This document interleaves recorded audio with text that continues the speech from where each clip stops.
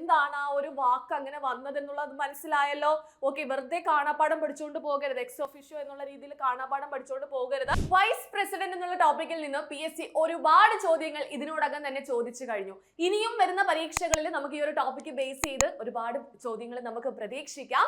So ഇന്ന് നമ്മൾ mission യൂണികോമിലൂടെ പഠിക്കാൻ പോകുന്ന ടോപ്പിക് ഏതാണെന്ന് മനസ്സിലായല്ലോ. ഏതാണ്? വൈസ് പ്രസിഡന്റ് ആണ്. ഓക്കെ, ഈ വൈസ് പ്രസിഡന്റ് എന്ന് പറയുന്ന ടോപ്പിക് ഏത് സബ്ജക്റ്റിലാണ് വരുന്നത്? അതിനെ അറിഞ്ഞൂടാത്ത ആരെങ്കിലും ഉണ്ടോ? നമ്മുടെ കോൺസ്റ്റിറ്റ്യൂഷനകത്ത് ഗവൺമെന്റിന്റെ ഘടകങ്ങൾ എന്ന് പറയുന്ന ഒരു ഏരിയ ഉണ്ട് അല്ലെ.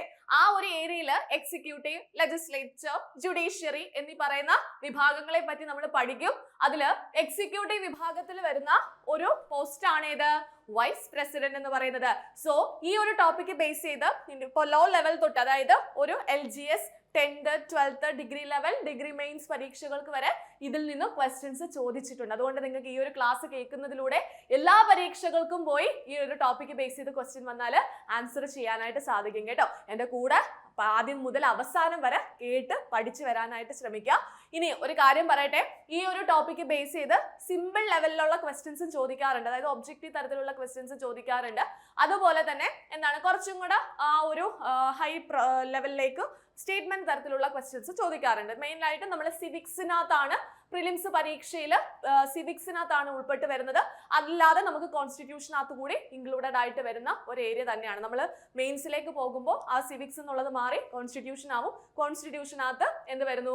ഇതിലെ ഓരോരുത്തരെയും പറ്റിയിട്ട്, prime minister, president, vice president, അവരെ പറ്റിയിട്ടെല്ലാം നമുക്ക് പഠിക്കാനായിട്ട് വരും. ഓക്കെ, എങ്ങനെ ആയാലും നമുക്ക് എല്ലാ പരീക്ഷകൾക്കും യൂസ്ഫുൾ ആയിട്ടുള്ള ഒരു ടോപ്പിക്കാണ്. സോ എന്ത് ചെയ്യാം, നമുക്ക് ഇതിൽ നിന്ന് ചോദിച്ചിട്ടുള്ള ചോദ്യങ്ങൾ ആദ്യമേ ഒന്ന് നോക്കാം. അതിനുശേഷം നമുക്ക് ഇതൊന്ന് പെട്ടെന്ന് പഠിച്ചു പോകാം. സിമ്പിൾ ടോപ്പിക്കാണ് കേട്ടോ, നിങ്ങളൊന്ന് ശ്രദ്ധിച്ചിരുന്നാൽ മതി. ഓക്കെ, അപ്പൊ ഞാൻ നോക്കിക്കോളൂ. വൈസ് പ്രസിഡന്റുമായി ബന്ധപ്പെട്ട ഞാനൊരു ചോദ്യം കാണിച്ചു തരാം. ഞാൻ സ്റ്റേറ്റ്മെന്റ് തരത്തിലുള്ള കുറച്ച് ക്വസ്റ്റ്യൻസ് ആണ് എടുത്തിട്ടുള്ളത്. സിമ്പിൾ ക്വസ്റ്റ്യൻസ് ഉണ്ട് ഒരുപാട്. അത് നിങ്ങൾക്ക് അറിയാലോ, ഈ ഒരു ഇപ്പൊ ഇവിടെ ചോദിക്കുന്ന ആ ഒരു സ്റ്റേറ്റ്മെന്റ് ആയിരിക്കും അവിടെ ഒബ്ജക്റ്റീവ് ആയിട്ട് വരുമ്പോൾ ഒറ്റ ക്വസ്റ്റ്യൻ ആയിട്ട് വരുന്നത്. പകരം ആ 3-4 ക്വസ്റ്റ്യൻസ് നമ്മൾ ഒബ്ജക്റ്റീവ് ക്വസ്റ്റ്യൻസ് പഠിക്കുന്നത് എടുത്ത് സ്റ്റേറ്റ്മെന്റ് ആയിട്ട്, ഓരോ സ്റ്റേറ്റ്മെന്റ് ആയിട്ട് കൊടുക്കുന്നു. അതിൽ നിന്ന് നമ്മൾ ഓപ്ഷൻസിലേക്ക് പോകുമ്പോഴാണ് എന്ത് തരത്തിലുള്ള ക്വസ്റ്റ്യൻസ് ആയിട്ട് മാറുന്നത്? സ്റ്റേറ്റ്മെന്റ് ക്വസ്റ്റ്യൻസ് ആയിട്ട് മാറുന്നത് അല്ലെ. സോ ശ്രദ്ധിച്ചിരിക്കുക. ഒന്നാമത്തെ ചോദ്യം ഞാൻ വായിച്ചു തരാം. നിങ്ങൾ ഇത് കാണുമ്പോൾ നിങ്ങൾക്ക് ആൻസർ ചെയ്യാൻ പറ്റുന്നുണ്ടോ എന്ന് നോക്കുക. ഇനി പറ്റുന്നില്ല എങ്കിൽ നിങ്ങൾ ഈ ക്ലാസ്സിന്റെ അവസാനം വരെ കാണുക. അതിനുശേഷം നമുക്ക് തന്നെ ഇത് ആൻസർ ചെയ്യാൻ പറ്റും കേട്ടോ. ഓക്കെ, കേട്ടോളൂ. ഉപരാഷ്ട്രപതിയുമായി ബന്ധപ്പെട്ട് താഴെ പറയുന്ന ശരിയായ പ്രസ്താവന ഏതാണ്? നമ്മൾ ഇങ്ങനെ ഒരു ചോദ്യം കാണുമ്പോൾ അവിടെ ശരിയായത് ഏതെന്നോ തെറ്റായത് ഏതെന്നോ ആണ് ചോദ്യമെങ്കിൽ അതൊന്ന് മാർക്ക് ചെയ്ത് വെച്ചേക്കണം. ക്വസ്റ്റ്യൻ പേപ്പർ വായിക്കുമ്പോൾ തന്നെ അതൊന്ന് മാർക്ക് ചെയ്ത് വെച്ചിരിക്കണം. കാരണം നമ്മൾ ഈ സ്റ്റേറ്റ്മെന്റ് ഒക്കെ വായിച്ചു പോകുമ്പോൾ ശരിയായിട്ടുള്ള സ്റ്റേറ്റ്മെന്റ് നമ്മുടെ മനസ്സിൽ വരും, തെറ്റായിട്ടുള്ളത് മനസ്സിൽ വരും. ഓടി സമയമില്ലാതെ നമ്മൾ പെട്ടെന്ന് ഓപ്ഷനിലേക്ക് പോകും. അപ്പൊ മനസ്സിൽ തെറ്റായിട്ടുള്ളതാണ് ലോഡായി നിൽക്കുന്നതെങ്കിൽ നമ്മൾ തെറ്റായിട്ടുള്ളത് സെലക്ട് ചെയ്ത് നമ്മൾ എന്ത് ചെയ്യും? ആൻസർ തെറ്റിക്കും, നെഗറ്റീവ് വരാൻ സാധ്യതയുണ്ട്. അത് എപ്പോഴും ഇങ്ങനത്തെ ക്വസ്റ്റ്യൻസ് കാണുമ്പോൾ ഒരു തവണ വായിച്ചാൽ മതി. അപ്പൊ നിങ്ങൾക്ക് പിന്നീട് ഒന്നേന്ന് പറഞ്ഞ് ഇത് ഫുള്ള് വായിക്കേണ്ട സമയം നിങ്ങൾക്ക് ലാഭിക്കാൻ പറ്റും അല്ലേ. ജസ്റ്റ് അവിടെ മാർക്ക് ചെയ്തിട്ടുണ്ടെങ്കിൽ ഇത് മൊത്തവും വായിച്ചു വന്നിട്ട് പെട്ടെന്ന് ശരിയായതെന്ന് ഒന്നുകൂടെ കൺഫേം ചെയ്തിട്ട് എന്ത് ചെയ്യാം? ആൻസറിലേക്ക് പോകാം. അതുകൊണ്ട് ഇനി അങ്ങോട്ട് പോകുമ്പോൾ ശ്രദ്ധിക്കണം, ഇത്തരത്തിലുള്ള ക്വസ്റ്റ്യൻസ് വരുമ്പോൾ ആ ക്വസ്റ്റ്യൻ അത് ശരിയായതാണോ തെറ്റായതാണോ എന്നുള്ളത് മാർക്ക് ചെയ്യുക. ഓക്കെ, അപ്പൊ ഇവിടെ ശരിയായിട്ടുള്ള സ്റ്റേറ്റ്മെന്റ് ആണ് നമ്മളോട് ചോദിച്ചിട്ടുള്ളത്. 3 സ്റ്റേറ്റ്മെന്റ്സ് ആണ് തന്നിട്ടുള്ളത്. നോക്കൂ, ഫസ്റ്റ് വൺ എന്താണ്? ഉപരാഷ്ട്രപതിയെ 5 വർഷത്തേക്കാണ് തെരഞ്ഞെടുക്കുന്നത് എന്ന് പറയുന്നു. ഉപരാഷ്ട്രപതി രാജ്യസഭയുടെ അധ്യക്ഷനാണെന്ന് പറയുന്നു. പ്രസിഡന്റിനെ തിരഞ്ഞെടുക്കുന്നത് പോലെയാണ് ഉപരാഷ്ട്രപതിയെ തെരഞ്ഞെടുക്കുന്നത് എന്ന് പറയുന്നു. ഓക്കെ, എന്താണ് ഈ ഒരു ക്വസ്റ്റ്യന്റെ ആൻസർ നിങ്ങൾക്ക് സ്വന്തമായിട്ട് കിട്ടുന്നുണ്ടോ എന്നൊന്ന് ട്രൈ ചെയ്ത് നോക്കുക. ഇതിന് ശേഷം നമുക്ക് എന്ത് ചെയ്യാം? ഈ ടോപ്പിക്ക് പഠിച്ചതിന് ശേഷം നമുക്ക് തിരിച്ചു വന്ന് ഇത് ആൻസർ ചെയ്യാം. ഓക്കെ, ദെൻ അടുത്തൊരു ചോദ്യം നോക്കിക്കേ. ഡാഷ് സ്ഥാനത്തേക്കുള്ള തെരഞ്ഞെടുപ്പിന് താഴെ പറയുന്ന യോഗ്യതകൾ ആവശ്യമാണെന്ന് പറയുന്നു. ഇന്ത്യൻ പൗരനായിരിക്കണം, 35 വയസ്സ് പൂർത്തിയായിരിക്കണം, ലാഭകരമായ ഒരു പദവിയും വഹിക്കരുത്, രാജ്യസഭാ അംഗമായി തെരഞ്ഞെടുക്കാനുള്ള യോഗ്യത ഉണ്ടായിരിക്കണം. ഓപ്ഷൻസിനകത്ത് രാഷ്ട്രപതി, ഗവർണർ, പ്രധാനമന്ത്രി, ഉപരാഷ്ട്രപതി. ഇതിന്റെ ആൻസർ നിങ്ങൾക്ക് ചിന്തിച്ചാൽ തന്നെ ആൻസർ കിട്ടും അല്ലേ. ഓക്കെ, അതിലേക്ക് നമുക്ക് വരാം. അടുത്തൊരു ചോദ്യം നോക്കിക്കേ. ഇന്ത്യൻ ഉപരാഷ്ട്രപതിയുമായി ബന്ധപ്പെട്ട ശരിയായ പ്രസ്താവന ഏതെന്നാണ് ചോദ്യം. ഉപരാഷ്ട്രപതിയെ 6 വർഷത്തേക്കാണ് തെരഞ്ഞെടുക്കുന്നത്. ഇലക്ടറൽ കോളേജ് ആണ് ഉപരാഷ്ട്രപതിയെ തെരഞ്ഞെടുക്കുന്നത്. സംസ്ഥാന നിയമസഭകളിലെ അംഗങ്ങൾ ഇലക്ടറൽ കോളേജിൽ അംഗങ്ങളല്ല എന്നാണ് പറയുന്നത്. സോ ഓപ്ഷൻസ് നോക്കുക, ആൻസർ കിട്ടുന്നുണ്ടോ എന്നൊന്ന് ട്രൈ ചെയ്ത് നോക്കുക കേട്ടോ. ഓക്കെ, അപ്പൊ നമുക്ക് പഠിക്കാം. നമുക്ക് ഈ ഒരു ഉപരാഷ്ട്രപതിയുമായി ബന്ധപ്പെട്ട പ്രധാനപ്പെട്ട എല്ലാ പോയിന്റ്സും പെട്ടെന്ന് അങ്ങ് പഠിക്കാം. ഓക്കെ, സിമ്പിൾ ആണ്. നിങ്ങൾ എന്റെ കൂടെ ഒന്ന് ശ്രദ്ധിച്ചിരുന്നാൽ മാത്രം മതി. ഒരു അരമണിക്കൂർ കൊണ്ട് നമുക്ക് ഇത് കംപ്ലീറ്റ് ആക്കാം. ഓക്കെ, റെഡി ആണല്ലോ? സോ ഫസ്റ്റ് ഓഫ് ഓൾ ആദ്യം തന്നെ ഉപരാഷ്ട്രപതി, നിങ്ങളൊന്ന് ചിന്തിക്കുക. ഉപരാഷ്ട്രപതി അതായത് രാഷ്ട്രപതി കഴിഞ്ഞാൽ തൊട്ടടുത്ത് നിൽക്കുന്ന സ്ഥാനമാണ് ഉപരാഷ്ട്രപതി. ഈ ഉപരാഷ്ട്രപതിക്ക് മെയിൻ ആയിട്ടും രണ്ട് ഫങ്ഷൻസ് ആണുള്ളത്. ഒന്ന്, ഏറ്റവും ഇമ്പോർട്ടന്റ് ആയിട്ടുള്ള ഫങ്ഷൻ എന്താണ്? രാജ്യസഭയുടെ എക്സ് ഒഫീഷ്യോ ചെയർമാൻ ആയിട്ട് പ്രവർത്തിക്കുക. എടാ, നമ്മൾ രാജ്യസഭയുടെ ചെയർമാൻ എന്ന് പറയുന്നത് തന്നെയാണ് ഏത്? Ex officio chairman. അത് എന്തുകൊണ്ടാണ് ഈ എക്സ് ഒഫീഷ്യോ എന്നുള്ള ഒരു വാക്ക് വന്നത്? അതായത് ഇദ്ദേഹത്തെ രാജ്യസഭാ ചെയർമാൻ ആയിട്ടല്ല എടുക്കുന്നത്, അദ്ദേഹം ഉപരാഷ്ട്രപതി സ്ഥാനത്തേക്ക് തെരഞ്ഞെടുക്കപ്പെട്ടത് കൊണ്ടാണ് ആരായത്? രാജ്യസഭയുടെ അധ്യക്ഷനായത്. അതുകൊണ്ട് മറ്റൊരു സ്ഥാനത്തേക്ക് തെരഞ്ഞെടുക്കപ്പെട്ട ഒരാള് ആ സ്ഥാനത്ത് എത്തിയത് കൊണ്ട് മാത്രം രാജ്യസഭയുടെ അധ്യക്ഷനായിട്ടുണ്ടെങ്കിൽ ആ അധ്യക്ഷനെ നമ്മൾ ഡയറക്ട്ലി അധ്യക്ഷൻ എന്ന് പറയുന്നതിന് പകരം എക്സ് ഒഫീഷ്യോ അധ്യക്ഷനാണെന്നാണ് പറയുന്നത്. അതായത് ഇപ്പൊ അടുത്തൊരാള് വൈസ് പ്രസിഡന്റ് ആയിട്ട് വരികയാണെങ്കിൽ സ്വാഭാവികമായും രാജ്യസഭയുടെ അധ്യക്ഷന്റെ സ്ഥാനത്തും മാറ്റം ഉണ്ടാകും. സോ അങ്ങനെ വരുന്ന പോസ്റ്റുകളെയാണ് നമ്മൾ എക്സ് ഒഫീഷ്യോ എന്ന് പറയുന്നത്. എക്സ് ഒഫീഷ്യോ എന്ന വാക്ക് കൊണ്ട് ഡിനോട്ട് ചെയ്യുന്നത് കേട്ടോ. അതായത് ഡയറക്ട്ലി രാജ്യസഭയുടെ അധ്യക്ഷൻ എന്നുള്ള സ്ഥാനത്തേക്കല്ല അയാളെ തെരഞ്ഞെടുക്കുന്നത്, പകരം അയാളെ ഉപരാഷ്ട്രപതി എന്നുള്ള ഒരു സ്ഥാനത്തേക്കാണ് തെരഞ്ഞെടുക്കുന്നത്. അവിടെ ആ സ്ഥാനത്തേക്ക് എത്തിയത് കൊണ്ട്, തെരഞ്ഞെടുക്കപ്പെട്ടത് കൊണ്ട് മാത്രം അദ്ദേഹം രാജ്യസഭയുടെ അധ്യക്ഷനായിട്ട് വന്നു. സോ ആ അധ്യക്ഷനെ നമ്മൾ വിളിക്കുന്ന പേരാണ് എക്സ് ഒഫീഷ്യോ അധ്യക്ഷൻ. മനസ്സിലായോ? അതെന്താണ് ആ ഒരു വാക്ക് അങ്ങനെ വന്നതെന്നുള്ളത് മനസ്സിലായല്ലോ? ഓക്കെ, വെറുതെ കാണാപ്പാഠം പഠിച്ചുകൊണ്ട് പോകരുത്. എക്സ് ഒഫീഷ്യോ എന്നുള്ള രീതിയിൽ കാണാപ്പാഠം പഠിച്ചുകൊണ്ട് പോകരുത്. കൃത്യമായിട്ട് അത് എന്താണെന്ന് മനസ്സിലാക്കി പോകാനായിട്ട് ശ്രമിക്കുക കേട്ടോ. ഓക്കെ, അപ്പൊ നമുക്ക് മനസ്സിലായി. അപ്പൊ രാജ്യസഭയുടെ അധ്യക്ഷൻ എന്ന് ചോദിച്ചാലും രാജ്യസഭയുടെ എക്സ് ഒഫീഷ്യോ ചെയർമാൻ എന്ന് ചോദിച്ചാലും, ഇപ്പം ഞാൻ ഇത് എടുത്തു പറയാനുള്ള കാരണം എന്താന്ന് വെച്ചാൽ, നിങ്ങൾ degree level students almost okay ആണ്. പക്ഷെ നമ്മൾ 10th ലെവലിലേക്ക് വരുമ്പോഴത്തേക്കും നമ്മൾ ഈ ചില ആൾക്കാരുണ്ട്, നമ്മൾ ഈ പറഞ്ഞു കൊടുക്കുന്ന വാക്ക് മാത്രം അതേപടി കാണാതെ പഠിച്ചുകൊണ്ട് പോകും. അതായത് രാജ്യസഭയുടെ അധ്യക്ഷൻ എന്ന് നമ്മൾ പഠിപ്പിച്ചു കൊടുത്തെങ്കിൽ ചിലപ്പോൾ ക്വസ്റ്റ്യൻ വരുന്നത് എങ്ങനെയായിരിക്കും? എക്സ് ഒഫീഷ്യോ ചെയർമാൻ എന്നായിരിക്കും. അവിടെ അധ്യക്ഷനും ചെയർമാനും ഒന്നാണെന്ന് അറിഞ്ഞൂടാത്ത ഒരുപാട് പേരുണ്ടാകും. അതുകൊണ്ടാണ് ഞാൻ ഈ 2 പോയിന്റ്സ് സെപ്പറേറ്റ് ആയിട്ട് കൊടുത്തിട്ടുള്ളത്. പക്ഷെ ഇത് രണ്ടും അർത്ഥം സെയിം ആണ്. ഓക്കെ, ചെയർമാനെയാണ് നമ്മൾ അധ്യക്ഷൻ എന്ന് വിളിക്കുന്നത്. അങ്ങനെ കുറെ ഡൗട്ടുകൾ വന്നത് കൊണ്ടാണ് ഞാൻ പറഞ്ഞിരുന്നത് കേട്ടോ. നിങ്ങൾ വിചാരിക്കില്ല ഇതൊക്കെ ഇങ്ങനെ പറയേണ്ട കാര്യം ഉണ്ടോന്ന് ചിന്തിക്കരുത്. ഒന്നും അറിഞ്ഞൂടാത്ത ആൾക്കാരും ഉണ്ട്. സോ അതുകൊണ്ടാണ് ഞാൻ ഇത് രണ്ടായിട്ട് സ്പ്ലിറ്റ് ചെയ്തിട്ടുള്ളത്. അപ്പൊ അത് മനസ്സിലാക്കി പഠിക്കുക. അറിഞ്ഞൂടാത്തവര് മനസ്സിലാക്കുക. രാജ്യസഭയുടെ അധ്യക്ഷൻ എന്ന് പറഞ്ഞാലും രാജ്യസഭയുടെ എക്സ് ഒഫീഷ്യോ ചെയർമാൻ എന്ന് പറഞ്ഞാലും അല്ലെങ്കിൽ എക്സ് ഒഫീഷ്യോ അധ്യക്ഷൻ എന്ന് പറഞ്ഞാലും എല്ലാം സെയിം ആണ്. ഓക്കെ, ദെൻ ഇനി നോക്കൂ, ഇന്ത്യയിലെ രണ്ടാമത്തെ പരമോന്നത പദവിയാണ്. ഇന്ത്യയിലെ രണ്ടാമത്തെ. അപ്പൊ ആദ്യത്തെ പരമോന്നത പദവി ഏതാണ്? ഇന്ത്യയിലെ പ്രഥമ പൗരൻ എന്നറിയപ്പെടുന്നത് ആരാണ്? നമ്മൾ പഠിക്കുന്നതാണ്, നമ്മുടെ രാഷ്ട്രപതിയാണ് അല്ലെ. രാഷ്ട്രപതിയാണ് ഇന്ത്യയിലെ പ്രഥമ പൗരൻ എന്ന് പറയുന്നത്. അപ്പൊ രണ്ടാമത്തെ പൗരൻ ആരെന്ന് ചോദിച്ചാൽ, ഇന്ത്യയിലെ രണ്ടാമത്തെ പൗരൻ എന്ന് ചോദിച്ചാൽ അത് നമ്മൾ പറയേണ്ട പേര് വൈസ് പ്രസിഡന്റിനെയാണ്. ഇവിടെ രണ്ടാമത്തെ പരമോന്നത പദവി എന്നാണ് പറയുന്നത്. രണ്ടാമത്തെ പരമോന്നത പദവി. ഓക്കെ, അപ്പൊ അത് കണ്ടാലും നമ്മുടെ മനസ്സിൽ ഓർമ്മ വരേണ്ടത് വൈസ് പ്രസിഡന്റ് ആണ്. ആദ്യത്തെ പരമോന്നത പദവി രാഷ്ട്രപതിക്കും, രണ്ടാമത്തത് ഉപരാഷ്ട്രപതിക്കുമാണ്. ഓക്കെ, ഇനി ഇന്ത്യക്ക് ഒരു ഉപരാഷ്ട്രപതി ഉണ്ടായിരിക്കണം എന്ന് പറയുന്ന ആർട്ടിക്കിൾ ഏതാണ്? ആർട്ടിക്കിൾ 63 ആണ് കേട്ടോ. ആർട്ടിക്കിൾ 63 നമ്മുടെ ഭരണഘടനയിലെ ആർട്ടിക്കിൾ 63 എന്ത് പറയുന്നത്? ഇന്ത്യക്ക് ഒരു ഉപരാഷ്ട്രപതി ഉണ്ടായിരിക്കണം. മനസ്സിലായോ? അപ്പൊ ആർട്ടിക്കിൾ 63 എന്ത് പറയുന്നു? ഇന്ത്യക്ക് ഒരു ഉപരാഷ്ട്രപതി ഉണ്ടായിരിക്കണം. ഇനി ഏറ്റവും ഇമ്പോർട്ടന്റ് ആയിട്ടുള്ള കാര്യം ഈ സ്റ്റേറ്റ്മെന്റ് ഒരുപാട് തവണ PSC ചോദിച്ചിട്ടുണ്ട്. ഒരുപാട് പേര് ഒന്ന് വെറുതെ ഇങ്ങനെ കാണാപ്പാഠം പഠിച്ച് അർത്ഥം മനസ്സിലാക്കാതെ പോകുന്നവരാണ്, അല്ലെങ്കിൽ കൃത്യമായിട്ട് റിവിഷൻ ചെയ്യാതെ പോകുന്നവരാണ് ഇത് കൊണ്ടുപോയി തെറ്റിക്കുന്നത്. നമ്മൾ എന്താ പറഞ്ഞത്? ഇദ്ദേഹം, അതായത് നമ്മുടെ ഉപരാഷ്ട്രപതി രാജ്യസഭയുടെ അധ്യക്ഷനാണ്. ഓക്കെ, അധ്യക്ഷനാണ്, അതിൽ നമുക്ക് ഒരു സംശയമില്ല. പക്ഷേ അദ്ദേഹം രാജ്യസഭയിലെ അംഗമാണോ? അംഗം മീൻസ് മെമ്പർഷിപ്പ് ഉണ്ടോ? ഇല്ല. മനസ്സിലായോ? രാജ്യസഭാ അംഗങ്ങൾ എന്ന് കേട്ടിട്ടില്ലേ? ലോക്സഭാ അംഗങ്ങൾ എന്ന് കേട്ടിട്ടില്ലേ? പക്ഷേ അവിടെ നമ്മുടെ ഉപരാഷ്ട്രപതിയെ ഒരിക്കലും രാജ്യസഭാ അംഗമായിട്ട് കൺസിഡർ ചെയ്യാൻ പാടില്ല. രാജ്യസഭയുടെ അധ്യക്ഷനാണ്, അതുകൊണ്ടാണ് അദ്ദേഹം എക്സ് ഒഫീഷ്യോ അധ്യക്ഷൻ എന്ന് പറയുന്നത്. അദ്ദേഹത്തിന് എന്തില്ല? രാജ്യസഭയിൽ അംഗത്വം ഇല്ല കേട്ടോ. അംഗത്വം ഇല്ലാത്തത് കൊണ്ട് തന്നെ അവിടെ തീരുമാനം എടുക്കുന്ന സമയത്ത് ഉപരാഷ്ട്രപതിക്ക് വോട്ട് ചെയ്യാനുള്ള അവകാശം ഉണ്ടോ? അതുമില്ല കേട്ടോ. അപ്പൊ ഇത് രാജ്യസഭയുടെ അധ്യക്ഷനൊക്കെ തന്നെയാണ്, ഓക്കെ ആണ്, അതൊക്കെ നമ്മൾ സമ്മതിച്ചു. പക്ഷേ അദ്ദേഹം ആരല്ല? രാജ്യസഭയുടെ അധ്യക്ഷനല്ല. മീൻസ് അവിടുത്തെ മെമ്പർഷിപ്പ് ഇല്ല, അല്ലെങ്കിൽ അംഗമല്ല എന്ന് മനസ്സിലാക്കുക. ഓക്കെ, അധ്യക്ഷനല്ലെന്നല്ല, രാജ്യസഭയുടെ അംഗമല്ല.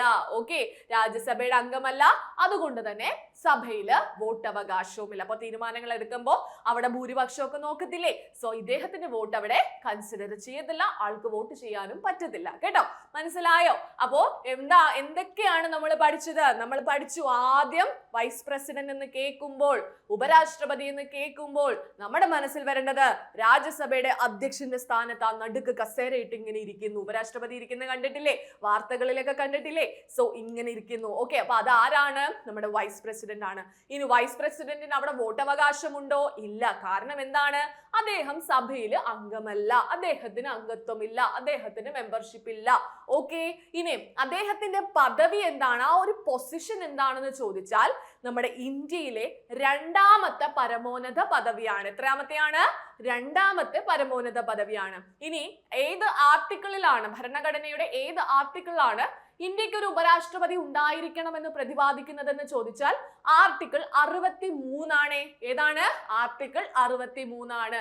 ഓക്കെ, അപ്പൊ ഇത്രയും കാര്യങ്ങൾ നല്ല വ്യക്തമായിട്ട് പഠിച്ചിട്ടുണ്ടെങ്കിൽ നമുക്ക് അടുത്തതിലേക്ക് പോകാം. നമ്മൾ ഈ ക്വസ്റ്റ്യൻ കണ്ട സമയത്ത് അവിടെ സ്റ്റേറ്റ്മെന്റിൽ കണ്ടുല്ലേ, കാലാവധി 5 വർഷം, കാലാവധി 6 വർഷം എന്നൊക്കെ ചോദിച്ചിട്ടുണ്ടായിരുന്നു. അങ്ങനെ ചോദിക്കാനുള്ള കാരണം എന്താണെന്നറിയാമോ? നമുക്കറിയാം രാജ്യസഭാ അംഗങ്ങളുടെ കാലാവധി എന്ന് പറയുന്നത് 6 വർഷമാണ്. രാജ്യസഭയുടെ കാലാവധി എത്രയാണ്? രാജ്യസഭയ്ക്ക് കാലാവധി ഇല്ല, അത് 0 ആണ്. അത് അറിയാലോ. രാജ്യസഭയ്ക്ക് കാലാവധി ഇല്ല, ലോക്സഭയുടെ കാലാവധി 5 വർഷമാണ്. രാജ്യസഭയുടെ കാലാവധി എത്രയെന്ന് ക്വസ്റ്റ്യൻ ചോദിച്ചാൽ അവിടെ കാലാവധി ഇല്ല എന്നുള്ള ഒരു ഓപ്ഷൻ ആണ് നമ്മൾ കൊടുക്കേണ്ടത്. പിന്നെ നമ്മൾ 6 വർഷം പറഞ്ഞത് എവിടെയാണ്? അത് രാജ്യസഭ അംഗങ്ങളുടെ കാലാവധി ചോദിച്ചാൽ മാത്രമാണ് നമ്മൾ എത്ര പറയേണ്ടത്? 6 വർഷം എന്ന് പറയേണ്ടത്. മനസ്സിലായോ? ഞാൻ ഒന്നും കൂടെ പറയുന്നു. ലോക്സഭയുടെ കാലാവധി 5 വർഷമാണ്, രാജ്യസഭയുടെ കാലാവധി 0 ആണ്. രാജ്യസഭ അംഗങ്ങളുടെ കാലാവധി ചോദിച്ചാൽ മാത്രം നമ്മൾ 6 വർഷം എന്നുള്ള ആൻസർ പറയും. സോ ഇത് നമ്മൾ പഠിച്ചു വെക്കുന്നത് കൊണ്ട് തന്നെ ഓപ്ഷൻസ് നമ്മൾ ക്വസ്റ്റ്യൻ ഹാളിൽ മീൻസ് എക്സാം ഹാളിൽ ഇരിക്കുന്ന സമയത്ത് ഇങ്ങനെ ഒരു ക്വസ്റ്റ്യൻ വരുമ്പോൾ പെട്ടെന്നൊരു കൺഫ്യൂഷൻ വരും. ഓക്കെ, ഇത് 5 വർഷമായിരുന്നു, അദ്ദേഹം രാജ്യസഭയുടെ ചെയർമാൻ അല്ലേ, സോ അത് 6 വർഷമാകാൻ സാധ്യതയുണ്ടോ, അതോ 5 വർഷമാണോ എന്നുള്ളതിൽ ഫുൾ ഡൗട്ട് വരും. സോ അവിടെ ഡൗട്ട് വരേണ്ട കാര്യമില്ല. നമ്മൾ ക്വസ്റ്റ്യനിലും ആ സ്റ്റേറ്റ്മെന്റ് വീണ്ടും വീണ്ടും റിപ്പീറ്റ് ചെയ്ത് ക്വസ്റ്റ്യൻസ് വന്നത് നിങ്ങൾ കണ്ടു. അതിന്റെ കാരണം എന്താണെന്ന് മനസ്സിലായിട്ടുണ്ടെന്ന് കരുതുന്നു. അങ്ങനെയെങ്കിൽ വേറെ സംശയങ്ങളൊന്നും ഇല്ലാതെ തന്നെ നമ്മൾ പഠിച്ചു വെച്ചിരിക്കുക. വൈസ് പ്രസിഡന്റിന്റെ കാലാവധി എത്രയാണ്? 5 വർഷമാണ്. എത്രയാണ്? വൈസ് പ്രസിഡന്റിന്റെ കാലാവധി. വൈസ് പ്രസിഡന്റിന്റെ കാലാവധി ഞാൻ ഒന്നും കൂടെ പറയുന്നു. ഉപരാഷ്ട്രപതിയുടെ കാലാവധി എത്രയെന്ന് ചോദിച്ചാൽ എത്രയാണ് ആൻസർ പറയേണ്ടത്? 5 വർഷം എന്നാണ് കേട്ടോ. 5 വർഷം തെറ്റിക്കത്തില്ലല്ലോ. ഒരാളും കൊണ്ടുപോയി തെറ്റിക്കൽ, ഈ ക്ലാസ് കേട്ടോണ്ടിരിക്കുന്ന ഒരാളും ഈ ഒരു ക്വസ്റ്റ്യൻ കൊണ്ടുപോയി തെറ്റിക്കത്തില്ല എന്ന് കരുതുന്നു. എക്സാം ഹാളിൽ ഇരിക്കുമ്പോ എന്നെ ഓർക്കണം കേട്ടോ. 5 വർഷം 5 വർഷം 5 വർഷം തെറ്റിച്ച അടി കിട്ടൂന്ന് ഓർത്തിരിക്കുക കേട്ടോ. ഓക്കെ, ഇനി ഇദ്ദേഹത്തെ എന്ത് ചെയ്യുന്നു? തെരഞ്ഞെടുക്കുന്നു. അതെങ്ങനെയൊക്കെയാണ് തെരഞ്ഞെടുക്കുന്നത് എന്നുള്ള കാര്യമൊക്കെ പറഞ്ഞുതരാം. അതിനു മുമ്പായിട്ട് തെരഞ്ഞെടുത്ത് കഴിഞ്ഞിട്ട് അദ്ദേഹം എന്ത് ചെയ്യണം? സത്യപ്രതിജ്ഞ ചെയ്യണം. ഓക്കെ, അതാരാണ് സത്യവാചകം ചൊല്ലിക്കൊടുക്കുന്നത് എന്ന് ചോദിച്ചാൽ നമ്മൾ എന്താ പറയേണ്ടത്? രാഷ്ട്രപതിയാണ്. ഓപ്ഷൻസ് സുപ്രീം കോടതി ചീഫ് ജസ്റ്റിസ് ഒക്കെ ഉണ്ടാകും, പക്ഷെ നമ്മൾ തെറ്റിക്കത്തില്ല, നമ്മൾ പഠിച്ചിട്ട് പോകുന്നവരല്ലേ. സോ എന്തായിരിക്കും ആൻസർ കൊടുക്കുന്നത്? രാഷ്ട്രപതിയാണ് കേട്ടോ. ആരാണ് സത്യവാചകം ചൊല്ലിക്കൊടുക്കുന്നത്? ഉപരാഷ്ട്രപതി. സത്യവാചകം ചൊല്ലിക്കൊടുക്കുന്നത് രാഷ്ട്രപതി ആണ്. ഉപരാഷ്ട്രപതിക്ക് സത്യവാചകം ചൊല്ലിക്കൊടുക്കുന്നത് രാഷ്ട്രപതിയാണ്. രാഷ്ട്രപതിക്ക് സത്യവാചകം ചൊല്ലിക്കൊടുക്കുന്നത് സുപ്രീം കോടതി ചീഫ് ജസ്റ്റിസ് ആണ് അല്ലെ. അതൊക്കെ അറിയാലോ. ഓക്കെ, അങ്ങനെയെങ്കിൽ നോക്കൂ, നമ്മൾ പറഞ്ഞു ഇദ്ദേഹത്തിന്റെ പ്രധാനപ്പെട്ട ഫംഗ്ഷൻ എന്ന് പറയുന്നത്, ഉത്തരവാദിത്തം എന്ന് പറയുന്നത് രാജ്യസഭാ സമ്മേളനങ്ങൾക്ക് എന്ത് ചെയ്യുക? അധ്യക്ഷത വഹിക്കുക. അതുകൊണ്ടാണല്ലോ അധ്യക്ഷനായിട്ട് അവിടെ കൊണ്ടിരുത്തിയേക്കുന്നത്. സോ എന്ത് ചെയ്യണം? രാജ്യസഭാ സമ്മേളനങ്ങൾക്ക് എന്ത് ചെയ്യണം? അധ്യക്ഷത വഹിക്കണം. ഇനി രാഷ്ട്രപതിയുടെ അഭാവത്തിൽ മക്കളെ ശ്രദ്ധിക്കുക, ഇത് മാത്രമല്ല അവിടുത്തെ ഉത്തരവാദിത്തം. ഏറ്റവും ഇമ്പോർട്ടന്റ് ആയിട്ടുള്ള മറ്റൊരു ഉത്തരവാദിത്വം ഉണ്ട്. എന്താണ്? പ്രസിഡന്റിന്റെ സ്ഥാനത്ത് എന്തെങ്കിലും ഒരു വേക്കൻസി എമർജൻസി വരികയാണ്, ഇപ്പം പ്രസിഡന്റ് ലീവിന് പോകുന്നു, ഓക്കെ, എന്തെങ്കിലും ഹെൽത്ത് ഇഷ്യൂ കൊണ്ട് ലീവ് എടുക്കുന്നു, അല്ലെങ്കിൽ മറ്റെന്തെങ്കിലും കാരണം കൊണ്ട് രാജിവെക്കുന്നു, അങ്ങനത്തെ സിറ്റുവേഷൻ വരുമ്പോൾ പുതിയ ഒരു പ്രസിഡന്റ് വരുന്നത് വരെ ഇവിടെ ആക്ടിംഗ് പ്രസിഡന്റ് ആയിട്ട് നിൽക്കേണ്ടത് ആരുടെ ഉത്തരവാദിത്തമാണ്? വൈസ് പ്രസിഡന്റിന്റെ ഉത്തരവാദിത്തമാണ്. മനസ്സിലായോ? രാഷ്ട്രപതിയുടെ അഭാവത്തിൽ ആക്ടിംഗ് പ്രസിഡന്റ് ആയിട്ട് പ്രവർത്തിക്കാനുള്ള ചുമതല ആർക്കുണ്ട്? നമ്മുടെ ഉപരാഷ്ട്രപതിക്കുണ്ട്. ഞാൻ പറയുന്ന കാര്യങ്ങൾ നിങ്ങൾക്ക് മനസ്സിലാകുന്നുണ്ടോ? മനസ്സിലാകുന്നുണ്ടെങ്കിൽ, ക്ലിയർ ആണെങ്കിൽ ഒന്ന് കമന്റ് ഇട്ടേക്കണേ കേട്ടോ. ഓക്കെ, അപ്പൊ രണ്ട് കാര്യങ്ങൾ നിങ്ങൾക്ക് മനസ്സിലായി. വൈസ് പ്രസിഡന്റിന്റെ ഉത്തരവാദിത്തം എന്ന് പറയുന്നത് ഒന്ന് നമ്മുടെ രാജ്യസഭ, ലോക്സഭയല്ല, രാജ്യസഭയുടെ അധ്യക്ഷത വഹിക്കുക. ഓക്കെ, നെക്സ്റ്റ് എന്താണ്? അത് ആക്ടിംഗ് പ്രസിഡന്റ് ആയിട്ട് എന്ത് ചെയ്യുക? പ്രവർത്തിക്കുക. പ്രസിഡന്റ് സ്ഥാനത്ത് എന്തെങ്കിലും വേക്കൻസി വരികയാണെങ്കിൽ ആക്ടിംഗ് പ്രസിഡന്റ് ആയിട്ട് പ്രവർത്തിക്കേണ്ട ഉത്തരവാദിത്തം ആർക്കാണ്? വൈസ് പ്രസിഡന്റിനാണ്. മനസ്സിലായോ? ക്ലിയർ ആണോ? അപ്പൊ ഒന്ന് പറഞ്ഞേ, വൈസ് പ്രസിഡന്റിന്റെ കാലാവധി എത്രയെന്ന് ചോദിച്ചാൽ 5 വർഷമാണ്. ഇനി ആരാണ് സത്യവാചകം ചൊല്ലിക്കൊടുക്കുന്നതെന്ന് ചോദിച്ചാൽ അത് രാഷ്ട്രപതിയാണ്. രാജ്യസഭാ സമ്മേളനങ്ങൾക്ക് അധ്യക്ഷത വഹിക്കുകയും പ്രസിഡന്റ് സ്ഥാനത്ത് വേക്കൻസി വന്നാൽ ആക്ടിംഗ് പ്രസിഡന്റ് ആയിട്ട് പ്രവർത്തിക്കേണ്ടതും ആരുടെ ഉത്തരവാദിത്തമാണ്? വൈസ് പ്രസിഡന്റിന്റെ ഉത്തരവാദിത്തമാണ്. ഇത്രയും കാര്യങ്ങൾ പഠിച്ചു കഴിഞ്ഞല്ലോ. ഇനി ഒരു സംശയമില്ലെന്ന് കരുതുന്നു. അങ്ങനെയെങ്കിൽ ശ്രദ്ധിക്കുക, രാജിക്കത്ത് നൽകേണ്ടത് ആർക്കാണ്? വൈസ് പ്രസിഡന്റ് എന്ത് ചെയ്യുന്നു? രാജിവെക്കാനായിട്ട് പോവുകയാണ്. ഓക്കെ, ആ സമയത്ത് എന്ത് ചെയ്യണം? രാജിക്കത്ത് നൽകണം. ആർക്ക് നൽകണം? പ്രസിഡന്റിന് നൽകണം. ഓക്കെ, അപ്പൊ വൈസ് പ്രസിഡന്റ് ആർക്കാണ് രാജിക്കത്ത് കൊടുക്കുന്നതെന്ന് ചോദിച്ചാൽ നമ്മൾ പറയും പ്രസിഡന്റിനാണ്. അങ്ങനെയെങ്കിലും ഒന്ന് ആലോചിച്ച് നോക്കിക്കേ, പ്രസിഡന്റ് ആർക്കാണ് രാജിക്കത്ത് കൊടുക്കുന്നത്? സുപ്രീം കോടതി ചീഫ് ജസ്റ്റിസ് ആണോ, അതോ വേറെ ആർക്കെങ്കിലും ആണോ? ഒന്ന് ആലോചിച്ച് നോക്കിക്കേ. വേറെ ആർക്കും അല്ല, പ്രസിഡന്റ് രാജിക്കത്ത് നൽകുന്നത് വൈസ് പ്രസിഡന്റിനാണ്. മനസ്സിലായോ? ഇത് ഒരു വൈസ് വേഴ്സ ആണെന്ന് ഓർത്ത് വെച്ചിരിക്കുക. വൈസ് പ്രസിഡന്റ് എന്ത് നൽകുന്നു? രാജിക്കത്ത് നൽകുന്നത് പ്രസിഡന്റിനാണ്. ഇനി പ്രസിഡന്റിന് രാജിവെക്കണമെങ്കിൽ പ്രസിഡന്റ് രാജിക്കത്ത് നൽകുന്നത് ആർക്കാണ്? വൈസ് പ്രസിഡന്റിനാണ്. മനസ്സിലായോ? ക്ലിയർ ആണോ? അപ്പൊ അതൊന്ന് ഓർത്ത് വെച്ചേക്കണേ. ഓക്കെ, ഇതേപോലെ തന്നെയാണ് നമ്മുടെ ലോക്സഭാ സ്പീക്കറും ഡെപ്യൂട്ടി സ്പീക്കറും പരസ്പരം അങ്ങോട്ടും ഇങ്ങോട്ടും ആണ് രാജിക്കത്ത് നൽകുന്നത്. ഓക്കെ, അപ്പോ അത് മനസ്സിലായെന്ന് കരുതുന്നു. സോ രാജിക്കത്ത് രാഷ്ട്രപതിക്കാണ്. ഇനി നോക്കൂ, ഇദ്ദേഹം, അതായത് ഒരു വൈസ് പ്രസിഡന്റ് തെരഞ്ഞെടുപ്പ്, നിങ്ങൾ ജസ്റ്റ് ഇമാജിൻ ചെയ്യുക, ഒരു വൈസ് പ്രസിഡന്റ് തെരഞ്ഞെടുപ്പ്. ഈ വൈസ് പ്രസിഡന്റ് തെരഞ്ഞെടുപ്പ് സമയത്ത് എന്ത് ചെയ്യാനായിട്ട് പോവുകയാണ്? നമുക്ക് അതിനകത്ത് നാമനിർദ്ദേശ പത്രിക സമർപ്പിക്കണമല്ലോ. സോ ഈ നാമനിർദ്ദേശ പത്രിക ഈ വൈസ് പ്രസിഡന്റ് സമർപ്പിക്കണമെങ്കിൽ അവിടെ 20 പേര്, ശ്രദ്ധിക്കണം, 20 പേര് ഇയാളെ എന്ത് ചെയ്യണം? പിന്താങ്ങുകയും, 20 പേര് പിന്താങ്ങുകയും വേണം, 20 പേര് നാമനിർദ്ദേശം ചെയ്യുകയും വേണം. ഈ 20 പേര്, രാജ്യസഭയിൽ അംഗത്വമുള്ള 20 പേര് പിന്താങ്ങുകയും 20 പേര് നാമനിർദ്ദേശം ചെയ്താൽ മാത്രമേ ആർക്ക് മത്സരിക്കാൻ സാധിക്കുകയുള്ളൂ? വൈസ് പ്രസിഡന്റ് സ്ഥാനത്തേക്ക് ഈ വ്യക്തിക്ക് മത്സരിക്കാൻ സാധിക്കുകയുള്ളൂ. മനസ്സിലായോ? വെറുതെ ഒരാൾക്ക് പോയി കയറി ചെന്ന് നിന്ന് മത്സരിക്കാൻ പറ്റത്തില്ല. അവിടെ കൃത്യമായിട്ടുള്ള ഒരു കണ്ടീഷൻ ഉണ്ട്. എന്താ പറയുന്നത്? 20 പേര് നാമനിർദ്ദേശം ചെയ്യുകയും 20 പേര് പിന്താങ്ങുകയും വേണം. പ്രപ്പോസേഴ്സ് ആൻഡ് സെക്കൻഡേഴ്സ് എന്നാണ് പറയുന്നത്. പ്രപ്പോസേഴ്സ് ആൻഡ് സെക്കൻഡേഴ്സ്. 20 പേര് നാമനിർദ്ദേശം ചെയ്യണം, അതുപോലെ തന്നെ 20 പേര് പിന്താങ്ങണം. പ്രപ്പോസേഴ്സ് 20 പേര് പ്രപ്പോസേഴ്സ് ചെയ്യണം, പ്രപ്പോസേഴ്സ് ആയിട്ട് 20 പേര്, സെക്കൻഡേഴ്സ് ആയിട്ട് 20 പേര്. സെക്കൻഡേഴ്സ്. അപ്പോൾ ഇത്രയും പേര് അങ്ങനെ ചെയ്താൽ മാത്രമേ ഈ നാമനിർദ്ദേശ പത്രിക എന്ത് ചെയ്യാൻ സാധിക്കുകയുള്ളൂ? സമർപ്പിക്കാനായിട്ട് സാധിക്കുകയുള്ളൂ. മനസ്സിലായോ? ക്ലിയർ ആണോ? അപ്പൊ ഒന്നുകൂടെ പറയുന്നു, രാജിക്കത്ത് നൽകുന്നത് രാഷ്ട്രപതിക്കാണ്.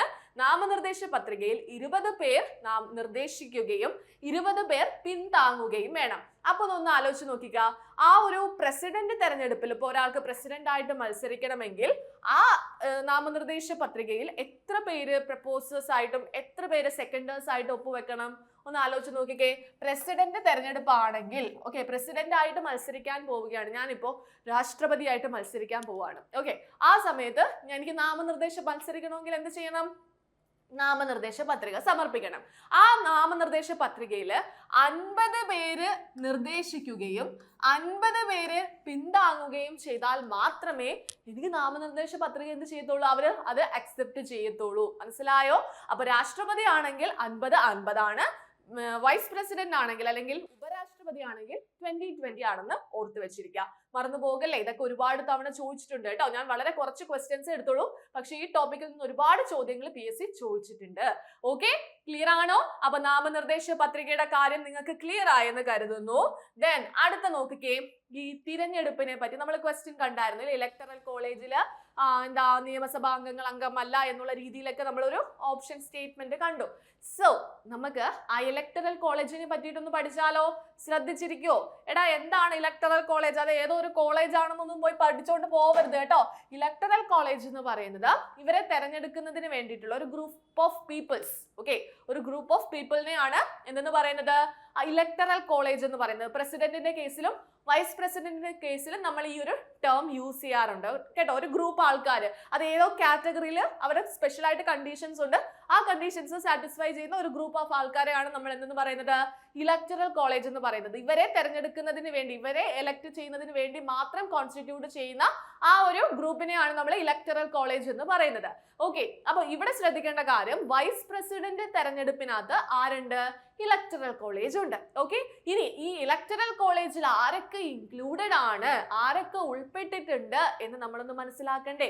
ദാ ശ്രദ്ധിച്ചു കേട്ടോളൂ, വേറെ ഒന്നുമില്ല. നോക്കൂ, ലോക്സഭയില് എന്താണ് ഒരുപാട് അംഗങ്ങളുണ്ട് അല്ലെ? ലോക്സഭയില് മുമ്പ് നോമിനേറ്റഡ് അംഗങ്ങൾ ആംഗ്ലോ ഇന്ത്യൻസ് ഒക്കെ ഉണ്ടായിരുന്നു, പക്ഷെ ഇപ്പം നോമിനേറ്റഡ് അംഗങ്ങളില്ല, എലക്ടഡ് പീപ്പിൾസ് ആണുള്ളത് അല്ലെ? എലക്ടഡ് മെമ്പേഴ്സ് ഉണ്ട് ലോക്സഭയില്. അതുപോലെ തന്നെ രാജ്യസഭയിൽ ആരുണ്ട്? എലക്ടഡ് മെമ്പേഴ്സും ഉണ്ട്, നോമിനേറ്റഡ് മെമ്പേഴ്സും ഉണ്ട് അല്ലെ? തെരഞ്ഞെടുക്കപ്പെട്ടവരും ഉണ്ട്. നാമനിർദ്ദേശം ചെയ്യും, രാഷ്ട്രപതി 12 പേരെ നാമനിർദ്ദേശം ചെയ്യുന്നൊക്കെ നമ്മൾ രാജ്യസഭ ടോപ്പിക്ക് പഠിക്കുമ്പോൾ പഠിച്ചിട്ടില്ലേ? സോ അവരും കൂടി ഇൻക്ലൂഡഡ് ആകുന്നതാണ് രാജ്യസഭ എന്ന് പറയുന്നത്. ഓക്കെ, ലോക്സഭയിലും രാജ്യസഭയിലും എലക്ടഡ്, മുമ്പത്തെ കേസ് ആണെങ്കിൽ എലക്ടഡ് ആൻഡ് നോമിനേറ്റഡ് മെമ്പേഴ്സ് രണ്ടിടത്തും ഉണ്ടായിരുന്നു. എന്നാൽ ലോക്സഭയിൽ നോമിനേറ്റഡ് മെമ്പേഴ്സ് ആംഗ്ലോ ഇന്ത്യൻസിനെയൊക്കെ രണ്ടുപേരെ ഒഴിവാക്കിയിട്ടുണ്ട്.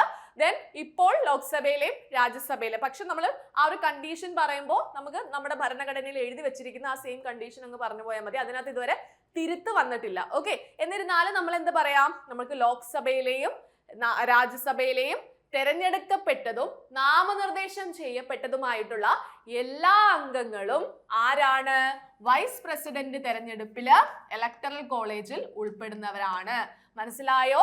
എല്ലാവരും എന്നുള്ള രീതിക്കാണ് നമ്മൾ ഇവിടെ ഒരു റൗണ്ട് കംപ്ലീറ്റ് ചെയ്തിട്ടുള്ളത് കേട്ടോ. അപ്പൊ ഓർത്ത് വെച്ചിരിക്കുക, വൈസ് പ്രസിഡന്റ് തെരഞ്ഞെടുപ്പിൽ ആ ഇലക്ടറൽ കോളേജിൽ ആരൊക്കെ ഇൻക്ലൂഡഡ് ആണെന്ന് ചോദിച്ചാൽ നമ്മൾ ആരുടെയൊക്കെ പേരാ പറയേണ്ടത്? ലോക്സഭയിലെയും, സെന്റൻസ് മനസ്സിലാക്കി വെച്ചിരിക്കുക, ലോക്സഭയിലെയും രാജ്യസഭയിലെയും തെരഞ്ഞെടുക്കപ്പെട്ടവരും നാമനിർദ്ദേശം ചെയ്യപ്പെട്ടതുമായിട്ടുള്ള അംഗങ്ങൾ ആരാണ്? നമ്മുടെ വൈസ് പ്രസിഡന്റിന്റെ ഇലക്ടറൽ കോളേജിൽ അംഗമാണ്. ഇതിനകത്ത് കൂടുതൽ ക്വസ്റ്റ്യൻസ് ചോദിച്ചുകൊണ്ട് വരണ്ട, കാരണം നമ്മുടെ ഭരണഘടനയിൽ ഇപ്പോൾ എഴുതി വെച്ചിട്ടുള്ളതും PSC ചോദിച്ചിട്ടുള്ളതും ഈ സെയിം സെന്റൻസ് ആണ്. നമ്മൾ അത് പഠിച്ചിട്ട് പോയാൽ മതി.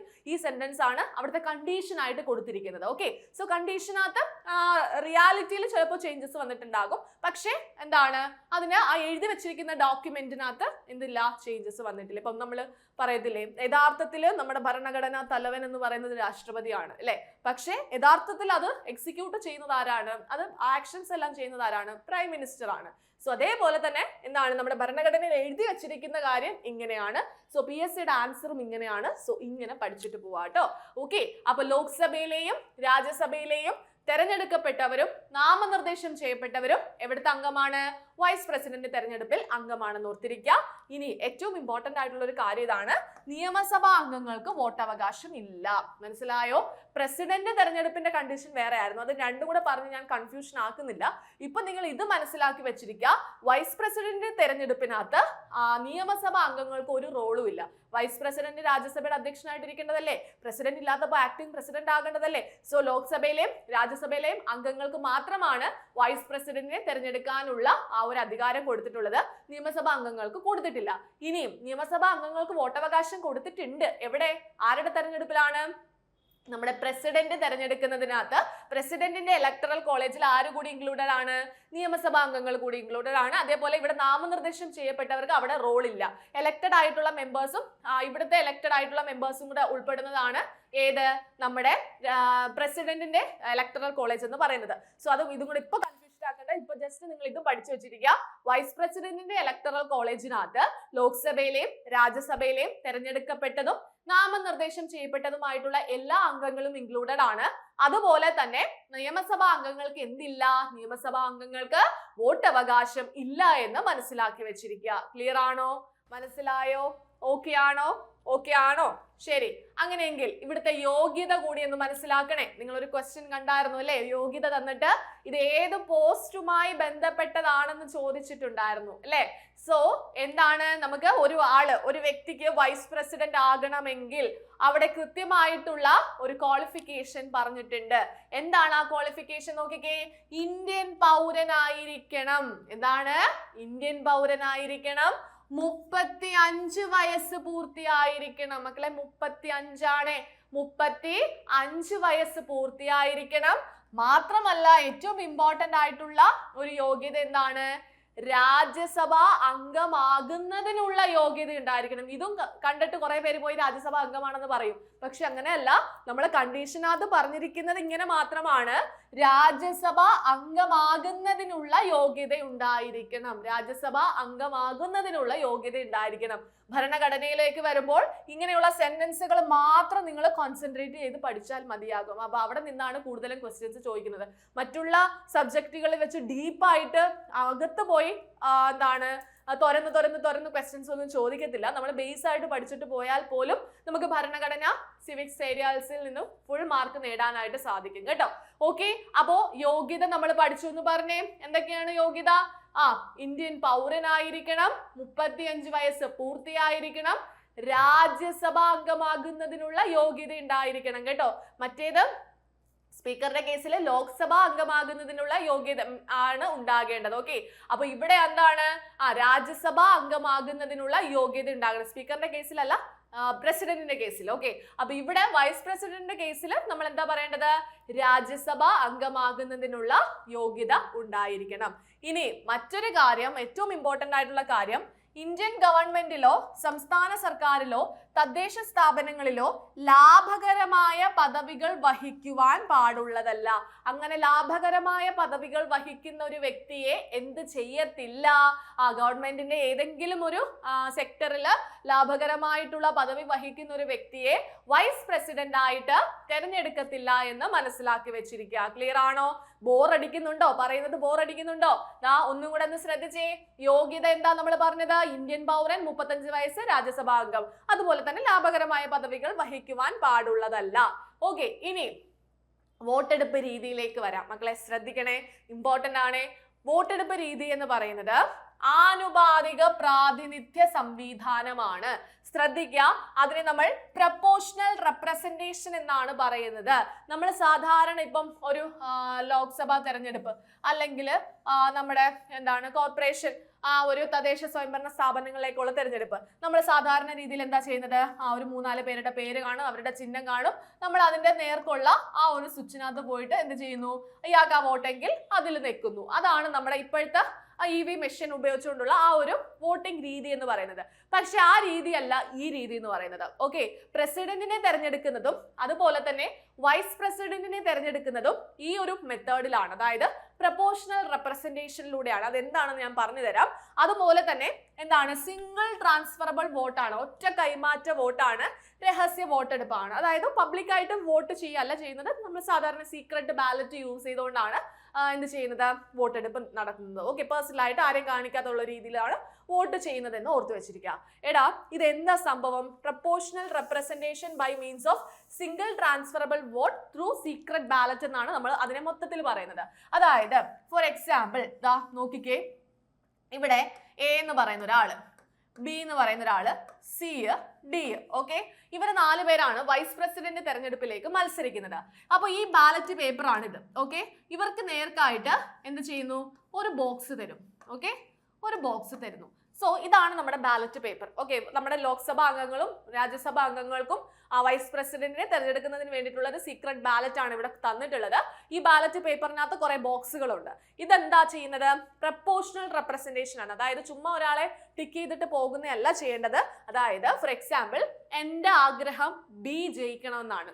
ബി ആണ് വൈസ് പ്രസിഡന്റ് ആകണമെന്ന് ഞാൻ ആഗ്രഹിക്കുന്നതെങ്കിൽ ഞാൻ എന്ത് ചെയ്യുക? ബിക്ക് ഫസ്റ്റ് പ്രിഫറൻസ് കൊടുക്കുക. ഓക്കെ, തീർന്നില്ല, വോട്ടിംഗ് അവിടെ അവസാനിച്ചില്ല. സെക്കൻഡും തേർഡും ഫോർത്തും ഒക്കെ അവിടെ കൊടുക്കേണ്ടതായിട്ടുണ്ട്. അപ്പൊ ഞാൻ എന്റെ ബി ജയിച്ചില്ലെങ്കിൽ എന്റെ അടുത്ത പ്രിഫറൻസ് വരുന്നത് എ ആണ്. ഓക്കെ, ബി ഇല്ലെങ്കിൽ എ. ഓക്കെ, ഒട്ടും ജയിക്കാൻ പാടില്ല എന്ന് ഞാൻ ആഗ്രഹിക്കുന്ന ഒരാള് സി ആണ്. ഓക്കെ, അപ്പൊ നാലാമത്തെ ആ നമ്പറാണ് ഞാൻ അയാൾക്ക് കൊടുക്കുന്നത്. അതായത് 4ാം സ്ഥാനത്ത് കിടന്നാൽ മതി എന്നുള്ള രീതിക്ക്. ഓക്കെ, അപ്പൊ സ്വാഭാവികമായും 3 ഇയാൾക്കും കൊടുത്തു. ഓക്കെ, അപ്പോൾ എന്താ ചെയ്യുന്നത്? എല്ലാവരും ഇതേപോലെ പ്രിഫറൻസ് ഇട്ട് കൊടുക്കും. ഓക്കെ, പ്രപ്പോർഷണൽ ആ ഒരു രീതി വരും. അപ്പൊ അവിടെ ആദ്യം ഇവരെന്താ ചെയ്യുന്നത് നോക്കിയാല് ഏറ്റവും കൂടുതൽ ഫസ്റ്റ് പ്രിഫറൻസ് വോട്ട് കിട്ടിയത് ആർക്കാണെന്ന് നോക്കും. ഓക്കെ, ഇവര് വോട്ട് എല്ലാവരുടെയും ബാലറ്റ് പേപ്പർ എന്നെ നോക്കുമ്പോൾ അതിലിതാ ഈ ഫസ്റ്റ് പ്രിഫറൻസ് ഏറ്റവും കൂടുതൽ എണ്ണം കിട്ടിയിട്ടുള്ളത് ആരാന്ന് വെച്ചാൽ അയാളായിരിക്കും എന്ത് ആ ഒരു ഇലക്ഷനിൽ വിജയിച്ചതായിട്ട് കണക്കാക്കുന്നത്. ഇനിയിപ്പം രണ്ടുപേർക്ക് തുല്യമായിട്ട് ഫസ്റ്റ് പ്രിഫറൻസ് വോട്ട് കിട്ടിയിട്ടുണ്ടെങ്കിൽ അവരെന്ത് ചെയ്യും? സെക്കൻഡ് പ്രിഫറൻസ് വോട്ട് എണ്ണും. ഓക്കെ, സെക്കൻഡ് പ്രിഫറൻസ് വോട്ട് എണ്ണും. സെക്കൻഡ് പ്രിഫറൻസ് ഏറ്റവും കൂടുതൽ വന്ന ആരാണോ അയാളെ ജയിച്ചതായിട്ട് കണക്കാക്കും. സോ ആ ഒരു മെത്തേഡാണ് എന്തെന്ന് പറയുന്നത്? ആനുപാതിക പ്രാതിനിധ്യ വ്യവസ്ഥ അഥവാ പ്രപ്പോർഷണൽ റെപ്രസെന്റേഷൻ എന്ന് പറയുന്നത്. ഓക്കെ, ഇത് സിംഗിൾ ട്രാൻസ്ഫറബിൾ വോട്ട് എന്ന് പറയാനുള്ള കാരണം എന്താണ്? ഇവിടെ നമ്മൾ 4 വോട്ട് ചെയ്തെങ്കിലും ഇതിനെ ഒറ്റ വോട്ടായിട്ടാണ് എണ്ണുന്നത്. മനസ്സിലായോ? ഇവിടെ നമ്മൾ 4 പേർക്ക് 4 വോട്ട് ചെയ്തിട്ടുണ്ട്. പക്ഷേ ഇതിനെ സിംഗിൾ ട്രാൻസ്ഫറബിൾ വോട്ടാണ്, ഒറ്റ കൈമാറ്റ വോട്ടാണ്. അതായത് ഒറ്റ പ്രിഫറൻസിലാണ്, അതായത് ഇതിനെ ഒറ്റ വോട്ടായിട്ടാണ് എണ്ണുന്നത്. ഓക്കെ, അല്ലാതെ നമ്പറിൽ വ്യത്യാസം വരുത്തില്ല. മനസ്സിലായോ?